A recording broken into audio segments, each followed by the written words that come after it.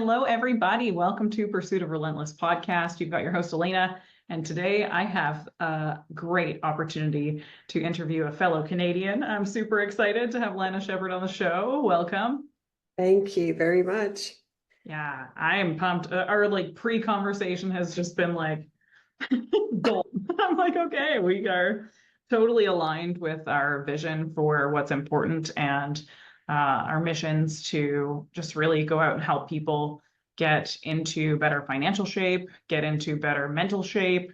And overall, I'm excited to have you on the show to share about your book as well. So, yeah, Thank you.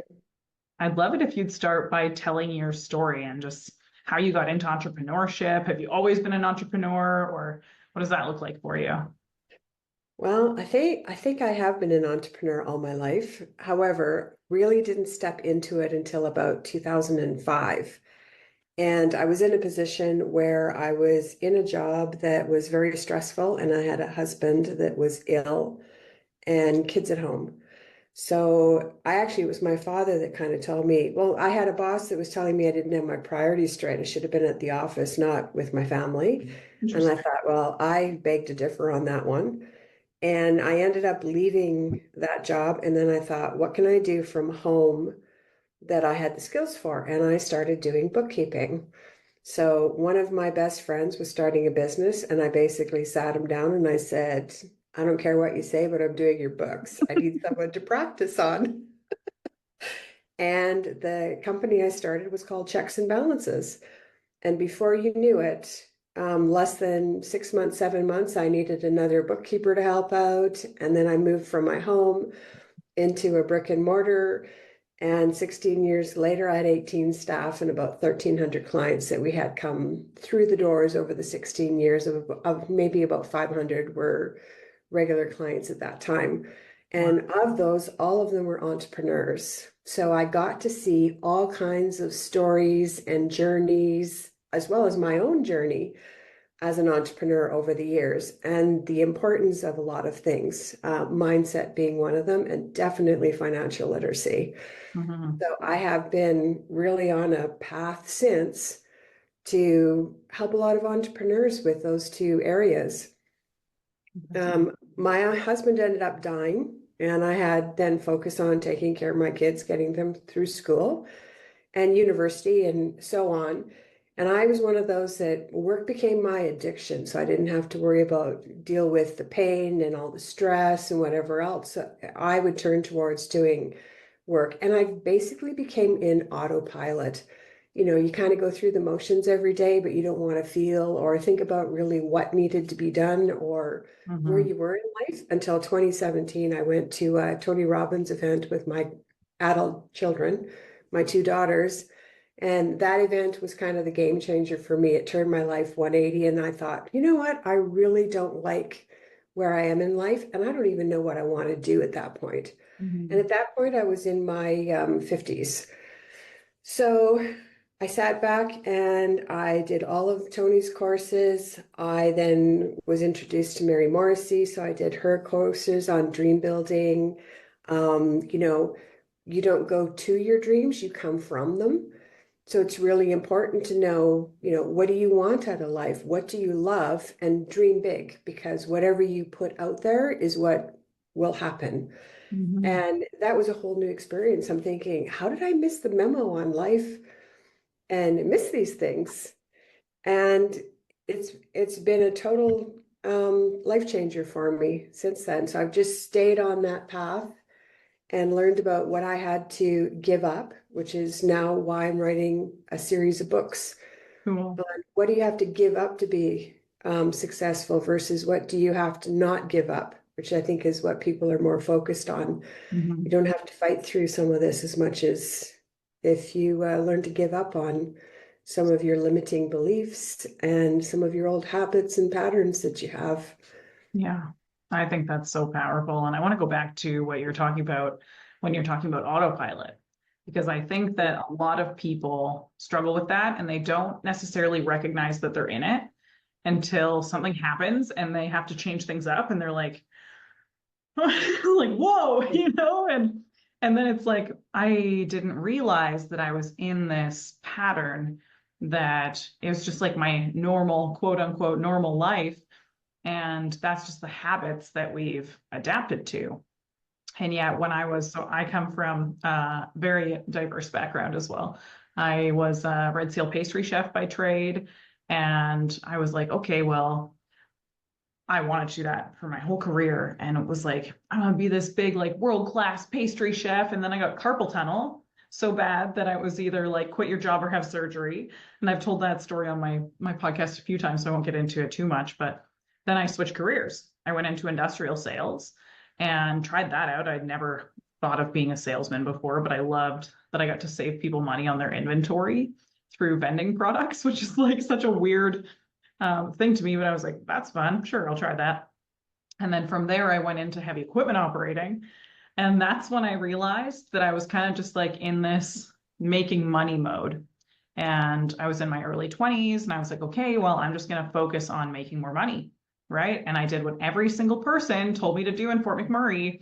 And I went into the oil sands as a heavy equipment operator because they're like, oh, Lena, it's so good. Like you're going to be able to create this incredible life for yourself. And every single day I'd wake up miserable, frustrated, and go to work 6 o'clock in the morning, freezing my ass off, going to like 30 below, just like standing there waiting for the bus at 5:30 in the morning and Yeah. not getting home till 9 o'clock at night and going to work in a super male dominated environment with like grumpy people and nobody's happy to be there, but everyone's there for the money. Right. And so Mm-hmm. they've created this life of just autopilot where you just go to work, you do your thing, you go home, you go to bed, you go to work, you do your thing, you go Yeah. home, you go to bed. And on your days off, that's when you have your life. And I'm like, Maybe. if you interview your future, what is that going to look like for you? Mm-hmm. And I was like, ugh. That's not the life I want to create. Like you look at the 65-year-old heavy equipment operators, they don't have a six pack, like they don't have the life that I want to live. They might have money, some of them, right? But do they have health? Do they have lifestyle? Do they have, families? A lot of them don't. And so I realized in those moments when I was asked to interview my future, what it looked like to be on autopilot. And I was like, huh, am I in this for the money or am I doing this because this is actually what I want to do with my life? Yeah. And I was like, nope. Like, I totally agree with you because the first event I went to for Mary Morrissey, I didn't have a clue who this woman was. And within the first 2 hours of it, she did this exercise called Time Machine. You had to turn around 3 times, and then you had to speak to the person next to you and tell them what you've done in the future for the next 3 years. So cool. just going, right, tell them everything that you'd love to do. And I'm sitting there going, I haven't got a sniff. I don't know what I want for lunch. Never mind, I have no idea because for 11 years, what I would call, I was stuck on a feeling.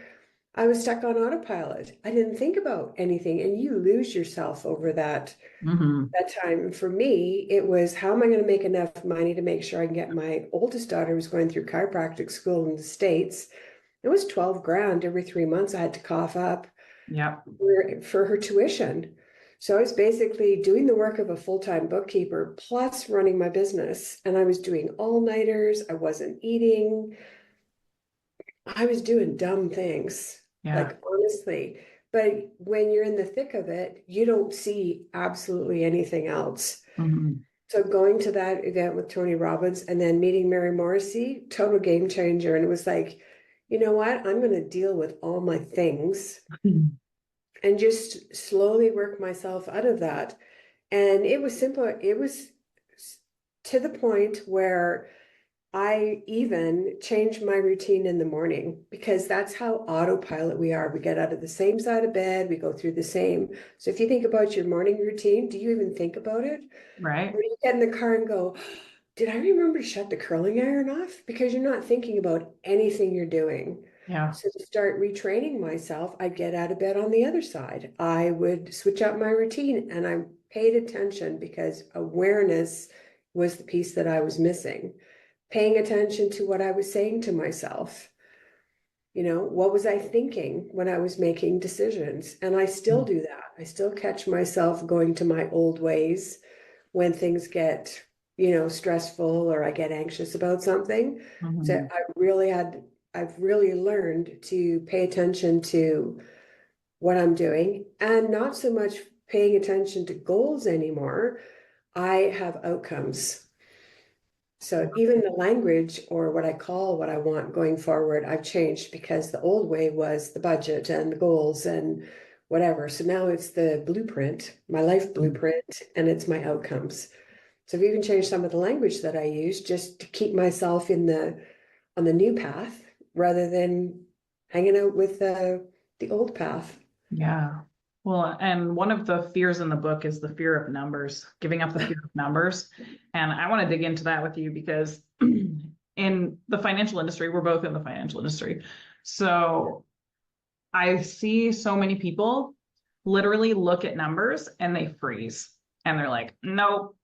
And when I was looking at your social media, I was talking about prioritizing your profitability over your popularity. And I think that ties really well into the fear of numbers. So maybe you could share some insight on that. And it's mindset as well. Mindset is I huge. can't tell you how many clients would come into the office with their bookkeeping, and the first thing they would say to me, I was never good at math in school. Everybody. Yeah, and it's like, and I'd look at them and I go, can you add? Yeah. Can you subtract? Oh yeah. What about multiply or divide? Oh yeah, I could do that. I said, you're good as gold. I Yeah. said, that's all you need to know how to do. That would be one experience. The second one would be ones that had been to the accountant's office for the year end, and they would come to me and say, Lana, I felt like I'd been in the principal's office and got scolded. Yeah. Or the accountant would talk down on them and they'd feel stupid. That Mhm. happened a lot too. So they'd bring their little brown envelope into the office. They were even scared to open it. And it's like, what's in there? I think it's my year end. I'm not sure. Can you open it and can you Yeah. look and see what it is first? And I think it's really sad that that is that way and that it really isn't, I think accountants make it out to look really complicated so they can charge you what they charge you. Yeah. The same with cash flow. I'd have them say, well, I have no idea how to do cash flow. Like, I don't even know what that means. I go, you do cash flow every day. I Yeah. have a paycheck. I have to pay my rent. I got to buy groceries. I got to pay for the babysitter, and this is how much money I'm going to have left over at the end of the paycheck. I said, that's cash flow. And they're like, you got to be kidding. That's all it is? What's coming in versus what's going out. Exactly. And then teaching them the power of the numbers.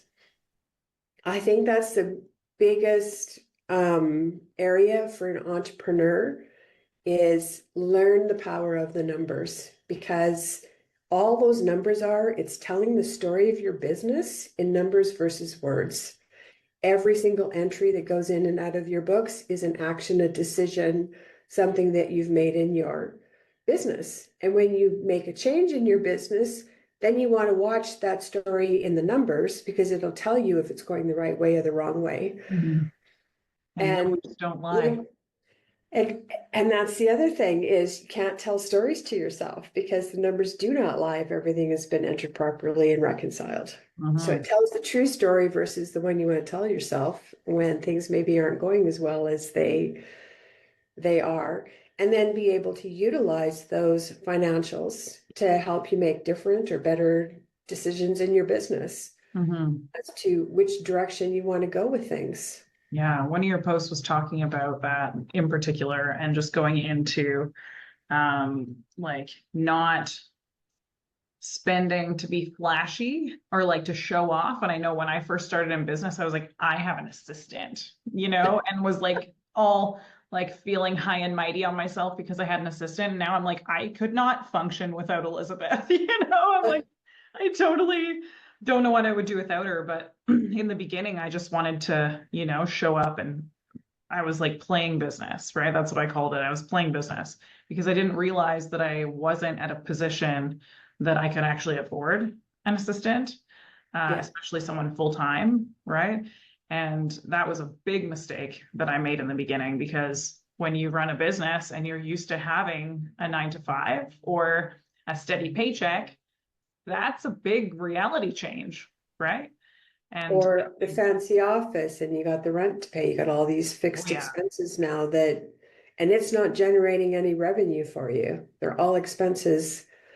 So the more you can focus on what's generating the revenue and not worry about all of those other things, or I'd have business owners that would come in and go, Lena, I made like $200,000 and I've got no money in the bank. No, because you went and bought $100,000 truck that you thought you needed, and don't even get me you started. spent money in other ways, and of course it doesn't hit on your income statement, and they can't figure out.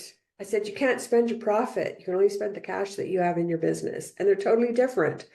Just because that income statement says you made $100,000 doesn't mean it's in the bank. Yeah, They don't understand that. So that's where the power of, taking the time to learn it, and it's not complicated. And if the person that you've reached out to isn't teaching you, or you're not comfortable with it, go to somebody else. Find yes, your way of learning, and not everyone learns the same way. Some learn by reading, some learn by doing, whatever that looks like. But don't shy away from it. It's going to be your best friend if you can learn how to read the numbers and understand your financials. yeah. It's super important.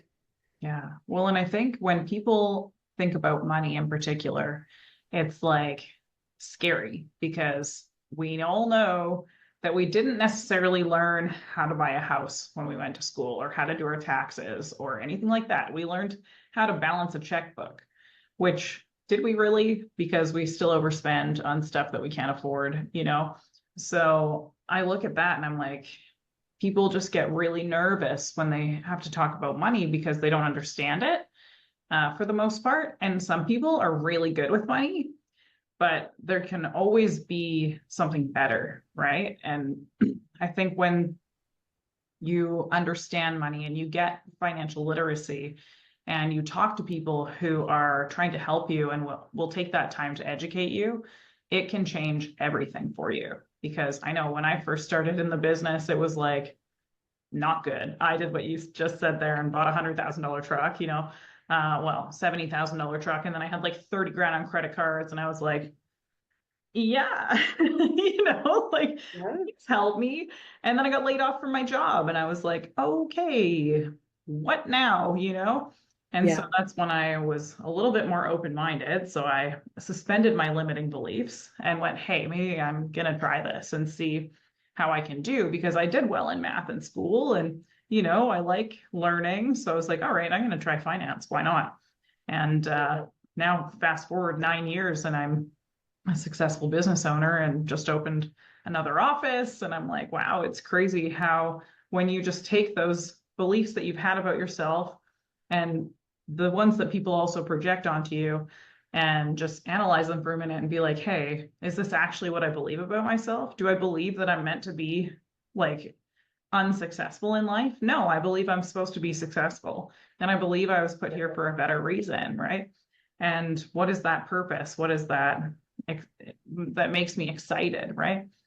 And Yeah. then I met the company I'm working with now, and I'm like, wow, it's crazy how Well, it can and change. it can be your relationship with money, like just looking at your belief in money, because some believe that, you have parents say, oh, money doesn't grow on trees, or you have to work hard for your money. Is that true? Not necessarily.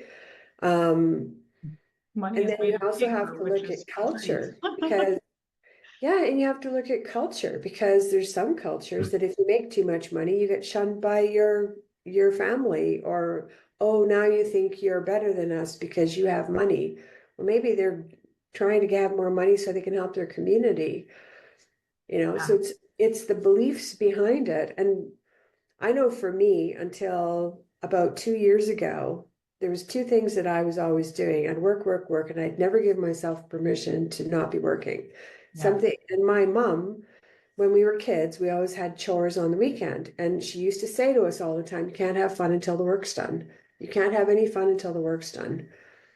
And it was like this big aha moment about two, and I'm in my 60s now, and I'm thinking that's running in the background the whole time. So guess who didn't have any fun for 16 years? Does the work ever end when you've got a bookkeeping business? Never. No.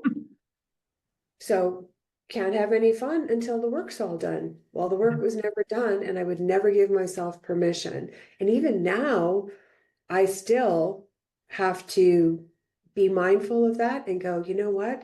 Go and have some fun because work's going to be there when you get back. Yeah. But I Well, and still that struggle goes, with those things, and that's just old beliefs that I've had ingrained for so many years. yeah. So whenever you're thinking about something or making a decision, my advice is stop and really pay attention to what you're saying to yourself when you're making those decisions, Mhm. because that's the only way. You need to bring awareness to the beliefs you've got, like that you have, it's become aware for you. I know I figured it out, but there's going to be a lot of people listening going, I never knew anything about beliefs. What are those? So now you're going to have to try and figure out what are they and Yeah. how do I get myself turned around? And it's the craziest things that, you find out and discover about yourself when you're on this journey as to Totally. how do I really think about things? What's really driving my decisions Well, as I move and whose forward? voice am I hearing in my head? Is it my voice or is it my parents? Or is it that friend who told me I shouldn't do that, Or what Exactly. is it? Who's projecting their limiting beliefs onto me? And then Yeah. I'm automatically taking those in and thinking about them because And I haven't adopting them. framed those own thoughts in my own head, Yeah. right? Like when I started in finance, so many people were like, "Oh, what are you doing? Like you have $100,000 a year job. Like, why would you leave that?" And I'm like, "Because I hate it." Like I just could never see myself doing that full time Yeah. for the rest of my life. And then I was like, but this finance thing, I really like helping people. I like the fact that there's such a dynamic in the industry that people are in the business of, like being greedy and stuff like that. And I'm like, I'm going to be the opposite. I'm going to give of myself. I'm going to just put myself out there and help people learn and help people understand, regardless of how much money I make. Yeah. And that I think has served me very well in business because I found what makes me happy. And being happy Exactly. attracts wealth, which is amazing. Money will follow. If you're doing what you absolutely love and you're serving the greater good outside, ahead of yourself, everything else falls in place. And I have yet to see anybody that isn't the case. Right. Yeah. Well, and when you shift that mindset on yourself, like, okay, maybe I can be something different, or maybe I was put in this place for a reason. Maybe I did go see Tony Robbins because it was meant to change my life forever. I got to go to one of his seminars as well. And just the way that he makes you get out of your own way, like, nope, stand up, jump around. Like right now, like we're like all sitting and Yeah. listening. And then it's like, okay, we're gonna have a little like dance break. And I'm like, weird. This is super weird and uncomfortable. But that's the thing is changes are made outside of your comfort zone. And that creates a whole new level of discovering what is possible for you. I learned to be comfortable with being uncomfortable. Yeah. Is what I really learned. And I'm a senior leader in the Tony Robbins world. Like I've taken all his classes. And then when COVID closed the world down and he went to Zoom, then I was working in the Zoom rooms and helping others, Cool. learning. And it was my way of not having to pay for any more events and continue. So to serve and then to meet so many other like-minded people that have had all their own journeys on how you learn so much from that, if you pay attention to that sort of thing. And then I had some friends, their mindset, oh, you drank the Kool-Aid and you're going along with that. Yeah, I am, because you know what? It's It what I works. needed and it's Yeah. really made me happy. The Yeah. other thing that happened to me in December 31st, 2018, I actually fell down and I broke my left hand. I broke one bone in my left hand. and which turned into an absolute nightmare for me. I ended up by the fourth year and them trying to repair the mess they had made, I ended up losing a finger. So I'm missing a finger, and my left hand I really can't use much. But this all happened when I was kind of thinking about whether I wanted to sell my business. And I had so much pain from the nerve damage that they had done with the surgery that there was lots of days I didn't even know what my name was. So that forced me to train my staff, get my managers in place, so they literally could run my business while there was days I just couldn't. I lived on morphine and tramadol for 3.5, nearly 4 years while they were trying to figure out how they were going to fix my hand or relieve the nerve pain, that sort of thing. So when you're Wow. talking about journeys, I think again, the universe just knows when it needs to put something in there to go, okay, you need to stop and reevaluate where you are. And it forced me to completely change the trajectory of my journey by a Yeah. simple thing of losing my finger and having to rely on my staff. I was also a big one for perfectionism. Nobody could do it as well as I could, and micromanaging. So I had to give up. Another reason I wrote the book, I had to give up on a lot of these things that were holding me back. But it took an event for me to actually have to give it up. It wasn't all, me recognizing it and going, okay, I can't do this. Well, I basically got forced. If you're not going to do it on your own, universe is saying, guess what? We're going to make something happen that you're going to have no choice but to give Yeah. up what you're doing and change what's going on. Yeah. I had a similar experience. I didn't lose any limbs, but I had a miscarriage. And it really forced me to slow down and reevaluate what was important to me and Mm-hmm. how I was trying to micromanage my business constantly and just like do stuff that I didn't necessarily need to be doing. And then I was like, I can't function. I can't function today. So like, how can I run a business when I can't get off the floor because I'm just bawling my eyes out, you Yeah. know?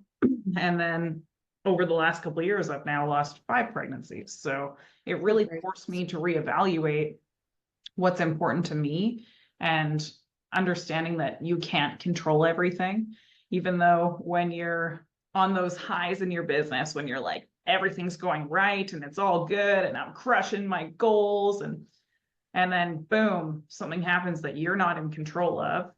And it really makes you take a step back and be like, whoa, okay, what are my priorities? What can I focus on that's going to help me pull myself out of this hole? Yeah. And I'm writing a book right now called Navigating Through the Darkness because I'm like, I believe that if you can share your story and help people overcome the same things that you have, it's very powerful in your healing process. So, like, even you just sharing right now, hey, I lost a limb and it forced me to change in my business. Like, I hope that no one else has to go through that, right? Oh, But I they can wouldn't learn a lesson wish from this on you. anybody. I actually have a client going through a really similar situation right now. He had to Yeah. change careers. He took an income cut of like half of his income. Like, it's crazy to see how one little thing can change everything. And it happens on the blink of an eye, really. I think the only certainty in life is uncertainty. Yeah. None of us really know what's going to happen. We think we know what's going to happen in the next 5, 10 minutes. Mhm. Anything can happen. Yeah. And you just have to, you have to navigate through it. I also think that some of the things that have happened in my life, some people say, would you take all your problems and put them on a shelf? Whose problems would you take off the shelf? Right. You'd probably take your own back Yep. because you're kind of familiar with them and it makes us who we are today. Yeah. And, 100%. you're talking about, telling a story out there. Entrepreneurship, I think, is a very lonely road when you don't have anybody else and you get in these little situations where you feel like you're the only person in the world dealing with it. Well, guess what? There's all kinds of people out there. And Yeah. I belong to a couple of masterminds. I feel like the mother hen of all these little baby entrepreneurs from some Mhm. of these mastermind groups. But what I have learned is that no matter where you are in the world in business, guess what? 99.9% of the challenges that they're having, it's the same anywhere in the world. Yeah. What I find interesting is going to different countries and different cultures and how they address some of it. So I've learned a lot of new ways on how people deal with stuff. And again, I've put some of that into the book, just thinking outside the box sometimes, getting out of your own way and looking at it from a different perspective Love ought that. to change. And knowing, I think podcasts and these sorts of ways of reaching out to people are ideal because anybody can listen and go, oh my gosh, I feel like I'm in the same, they're talking about me. That's exactly what and then you don't feel so lonely after that. It's kind of like it gives you that little charge to keep going. And Yeah. I did the coal walk, I did the fire walk, and I found Wow. that really interesting too. I was scared out of my mind. I wasn't going to do it. My daughters are going, Mom, you're doing it because if you don't, you'll regret it. And it's true. And what it teaches you is you're standing there, you've got this fear, fear of failure, fear of, what's going to happen, what's going to happen. But the minute you take that, you can push through and take that one step, you're not going to stop because you're walking on coals, number one. But isn't that true in life? You get to the point where you've got this fear, and that's a lot of times people will step away and go, oh, I can't do this, I can't do this. But if you can actually take that one step and push through, it's amazing what's on the other side for most people. Mhm. So again, it's just our own fears of, oh, what's going to happen? Or, I'd never put myself in a situation that would bring harm to myself. So this was huge for me to be able to do the coal walk, but it's liberating when you can actually do that and then celebrate those small wins, even if they're little tiny things, so you got 5 things off your task list, jump around and be happy about it because Yeah. then your body wants more of it. You'll be, craving more celebrations, which will only create more celebrations. Yeah. Well, this week I had the opportunity of going to Sparkling Hills Resort, paid for by my trainer. And he's like, we're going to host a ladies in leadership event and you're invited. And I'm paying for your travel and your hotel and your food and your spa treatments. And I was like, you what? Yeah. Sure, I'll go, free spa day. I'm avoiding being in the sun here, but I'm gonna turn my computer a little bit so that I'm not directly facing the sunlight. But yeah, so I got to go and hang out with all of these incredible ladies in business who are all in the same company as me, and we're all building alongside each other. But the thing I loved the most was learning from them and just going, hey, what are you doing in this situation in your business? Like, how Yeah. do you pull yourself out of a rut and get yourself to a position where you're excited again? Or like, how do you build in that balance that I know doesn't necessarily exist in business, but how do you stay happy? How do you build healthy relationships, And just like learning from all of these incredible women who are further ahead of me, right? And I found a lot of value in just my associations and how I can just learn so much from people who've done it before me. So I love that you're Mhm. talking about that as well, like building a mastermind, right? Yeah. And you can move further faster when you embrace that as well, because you're not going to have to go through the school of hard knocks like I did. Right. I think you have to still, I talk about it in the book as well, in failing forward rather than it being failure, because if you aren't pushing yourself beyond your comfort zone, the only way you're going to know is because you are going to fail forward. There's things that are not going to go quite the way you want it to go, but make it worthwhile failing forward is kind of the way I look at it. It shouldn't be failing forward because you didn't know what you didn't know. Right. So by learning from others and, reading, educating yourself as much as possible, make your failing forward worthy failing forward rather than stuff that shouldn't have happened in the first place. And a lot of times, talking financial literacy, that failing forward could be very costly when you didn't know you had to do certain tax filings, or you didn't know you should have been collecting provincial sales tax, or whatever that is. Or I had a client come in and he was so proud of himself that he had done paid his employees all year. Well, he forgot to deduct any of the source deductions. Oh, He goes, I no. didn't know. I said, have you had a paycheck before? Well, yeah, but I didn't know what all those numbers were. Oh, He oh, didn't deduct any EI, CPP, tax, nothing. So there's a very costly failing forward yeah, that he should have reached out rather than assuming he really knew what he was doing, is how do I properly pay my employees? He didn't ask himself the right question, obviously.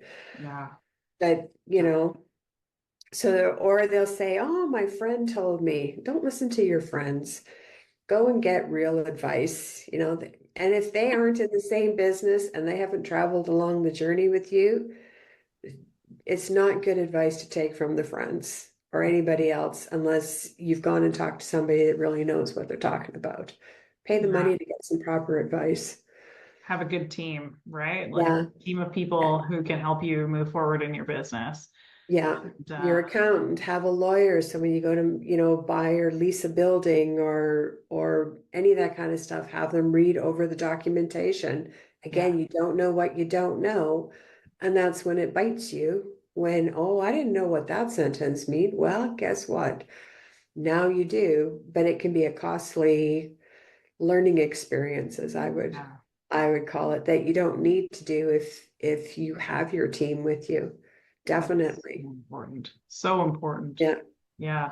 yeah. Well, we got about 10 minutes left here, and I really want to dig into how someone can overcome those old belief systems that they have ingrained in their brain, because we all know, thanks to Dr. Joe Dispenza, that we can rewire our brains and overcome those old beliefs. And I would love to hear your piece on how we can help people do that.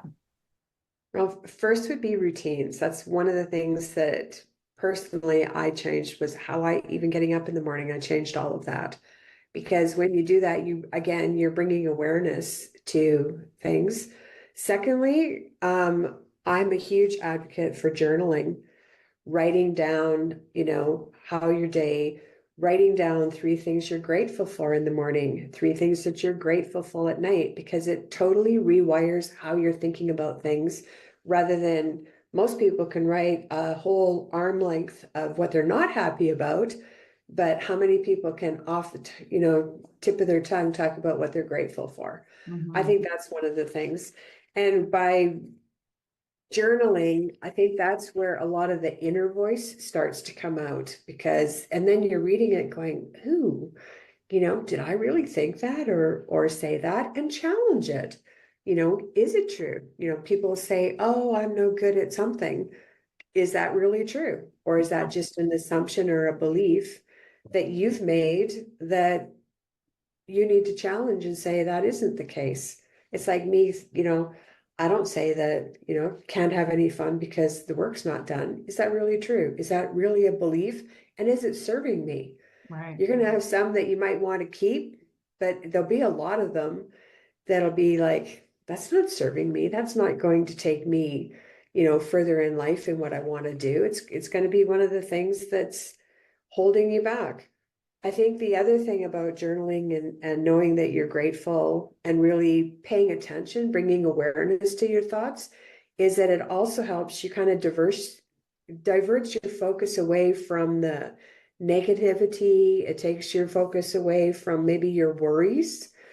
And I used to worry about everything. And my father, being an accountant, told me one day, Lana, he says, worrying is like paying interest on a debt you do not owe.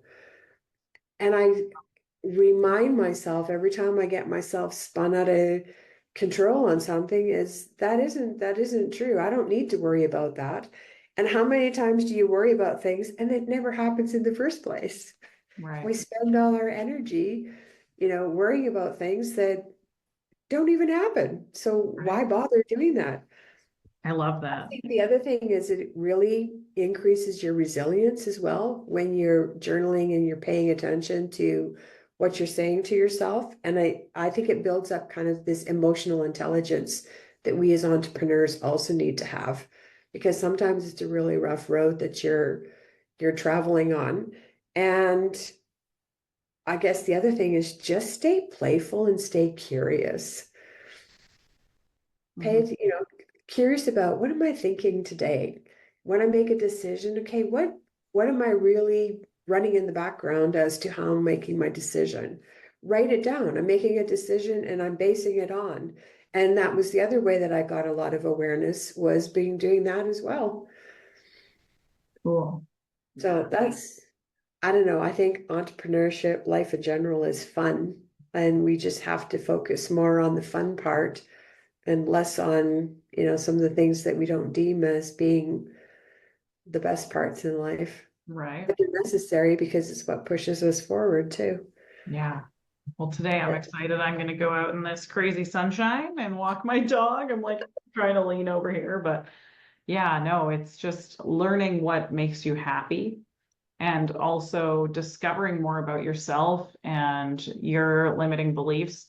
I find that if you write them down in the opposite form, so it's like, oh, I'm overweight versus, okay, I'm working on my health, or like I'm focused on my health, or your affirmations could be like, I am healthy because I exercise on a daily basis, Yeah. or something along those lines where it's just a little bit of a mindset shift versus, the negative. You're looking for the positive and you're speaking that into existence as well. Yeah. And be kind to yourself. Yeah. Everyone's pretty, sometimes we speak worse to ourselves than we'd ever say to anybody else. And why do we do that? We don't need to self-inflict ourselves on things like that. Right. Yeah. It's crazy. Well, I know so many people got a lot of value out of today's episode, and I just want to close things off by giving you an opportunity to share anything else about your book, your social media, how people can get in contact with you, etc. Yeah, you can find the book is on Amazon. It's called Give Up Ignition. It's the first in a series of four. So it's the first 11 give ups that kind of take you in the journey of entrepreneurship. The second book will be coming out January, early February, and it's Liftoff. So again, it's like the next 11 steps in the journey. And how do Cool. you transition from being an operator to an owner? Which in that, 2 to 5 year period of business, a lot of people struggle with that, giving up perfectionism, giving up control, and again, your own limiting beliefs get in the way. The third book will be about how do you take on a team and be a leader. So what are the give ups that you have to be able to do that?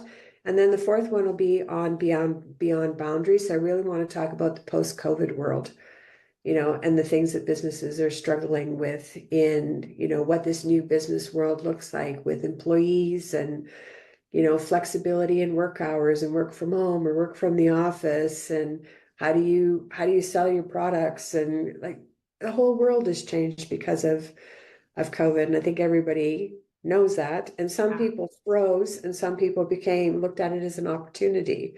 So Yeah. again, it was all belief systems. Are they agile, flexible, or was it they were paralyzed, going, I don't know what to do?